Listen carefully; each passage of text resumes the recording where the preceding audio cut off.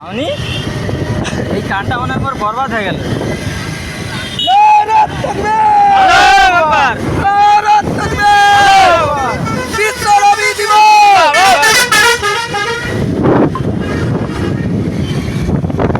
আমাদের এই পর্যন্ত র্যালিতে সমর্থন করছ, ভালো করে ধরো।